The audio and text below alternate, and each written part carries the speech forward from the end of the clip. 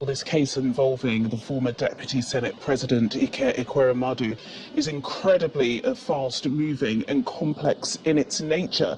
Now, just about 24 hours ago, we were under the assumption that he wasn't to appear in front of Uxbridge Magistrates Court until next week, Thursday, the 7th of July, but appears as if some diplomatic pressure may have been added to the British courts, and then I received a tip-off very late last night that he would indeed be appearing this morning.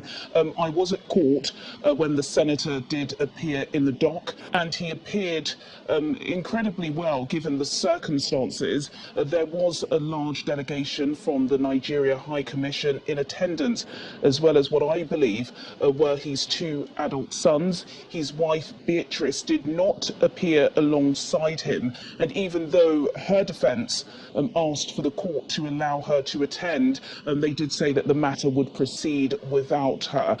What the prosecution outlined is that a 15-year-old boy a couple of months ago was picked up from the streets in Lagos for the purpose of organ harvesting.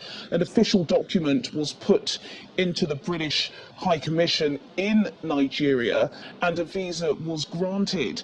Now, suspicions were raised when this alleged child was consulting with doctors at the Royal Free Hospital. They weren't certain that he was telling the truth about his age and whether or not he consented to this organ donation.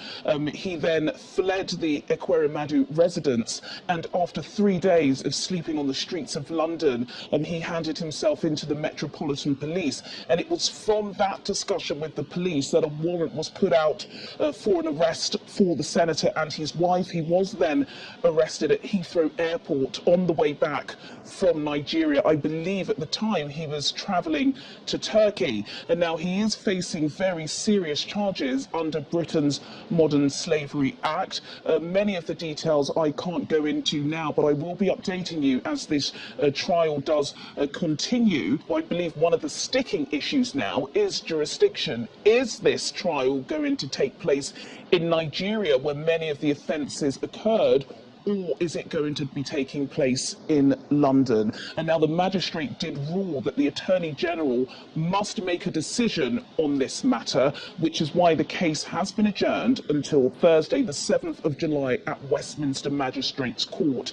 Now, I do believe the Senator will be sitting in front of a magistrate. However, it is very likely, because of the size of Westminster Court, that he could actually be sitting in front of a judge, and he is facing a lengthy prison sentence if indeed the Attorney General does rule that the case can be tried in London. There are some people that would ask whether or not this case has now been escalated into a diplomatic row, considering that Ekweremadu and his wife do have a residence here. Is it not possible for him to be under some sort of house arrest?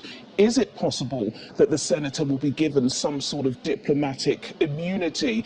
Those are really important questions, and I believe they could be answered as soon as next week, Thursday, when it will be decided if the senator is remanded into custody yet again, or he returns to Nigeria to face the courts there. Juliana Olayinka, reporting from Channels TV News in